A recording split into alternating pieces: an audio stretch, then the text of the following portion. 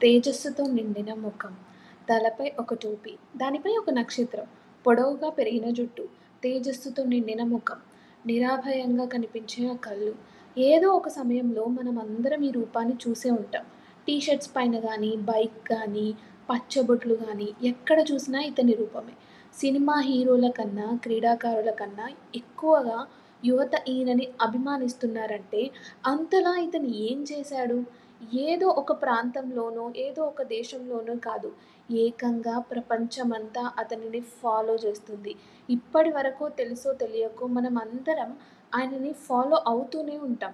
కానీ ఇప్పుడు ఆయన గురించి తెలుసుకుంటే ఈసారి ఆయన ఫోటో చూసినప్పుడు మన శరీరంలో ఒక రకమైన గర్వం, ధైర్యం, స్ఫూర్తితో నిండిపోతుంది. ఈ వ్యక్తి ఎవరో కాదు, చెగువెరా. ఇంతమంది గుండెలలో నిలిచిపోయి ఉన్నారంటే ఇతను ఏదో సాధించే ఉండాలి. ఒక వైద్యుడిగా, మానవతావాదిగా, రచయితగా, ఉద్యమకారుడిగా ఆయన జీవితం ఎలా సాగిందో అమెరికా ప్రభుత్వం మరియు కొంతమంది సంస్థలు కలిసి అతనిని ఏ విధంగా చంపారో, ప్రపంచవ్యాప్తంగా యువతలో ఆయనకంటూ ఇంత క్రేజ్ పెరగడానికి కారణమేమిటో మనం ఈ వీడియోలో తెలుసుకుందాం. చెగువెరా తన స్నేహితులతో కలిసి తన మోటార్ సైకిల్ మీద లాటిన్ అమెరికా అంతా పర్యటించడానికి బయలుదేరారు. ఆ ప్రయాణమే చెగువెరా జీవితంలో ఊహించని మార్పులను తీసుకొచ్చింది. అమెరికాలోని టెక్స్టైల్ అమెరికా ప్రాంతాన్ని లాటిన్ అమెరికా అని కూడా అంటారు. ఈ భాగంలో దేశాలన్నీ కూడా పేదరికంతో నిండిపోయి ఉండేవి. ఉత్తర అమెరికాలోని ధనవంతులైన పెట్టుబడిదారులు కొంతమంది ఈ పేద దేశాలలో గనులను, భూభాగాలను ఆక్రమించుకొని అక్కడ ఫ్యాక్టరీలను నిర్మించి ఆ ప్రాంతంలో నివసించే పేద ప్రజలకు కూలీలుగా మార్చి కొట్టి చాకిరీ చేయించేవారు. ఇక్కడ సంపదను వాళ్ళు మాత్రమే దోచుకునేవారు.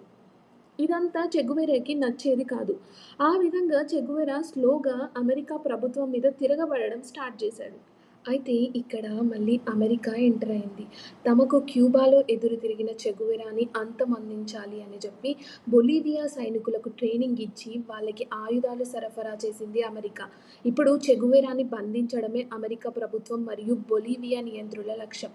బొలీవియా సైనికులకు చెగువెరా బృందానికి మధ్య దాడులు చాలా అయ్యాయి. అయితే బొలీవియా అడవులలో సరైన తిండి లేకపోవడం వల్ల బృందంలో అందరూ చనిపోయారు.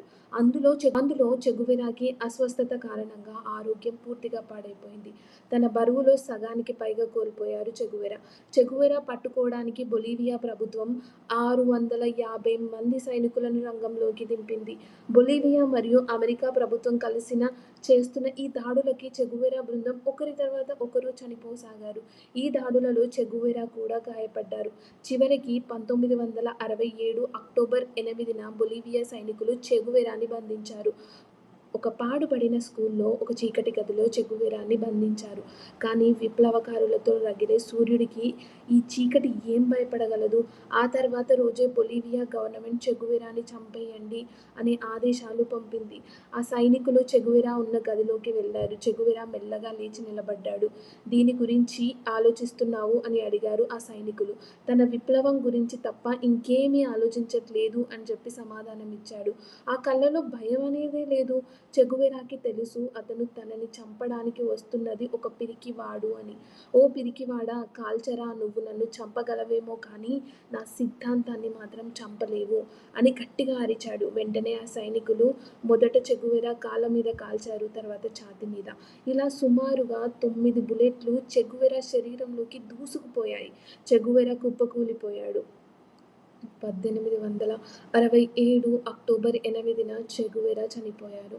అక్కడి నుంచి చెగువెరా మృతదేహాన్ని బొలీవియాలోని ప్రాంతంలోకి తరలించారు.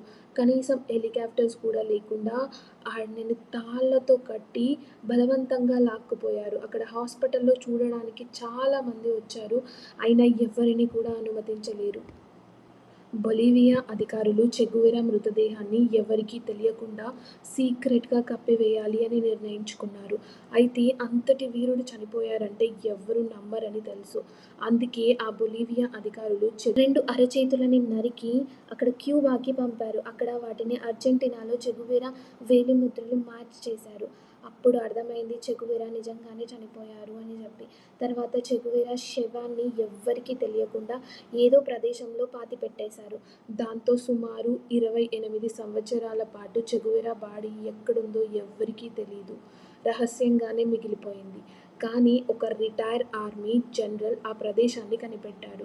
ఆ గోతి తవ్వగా అతనికి 6 శవాలు కనబడ్డాయి. ఆ శవంలో ఒక శవానికి అరచేతులు లేవు. అలా చెగువెరాని గుర్తించారు.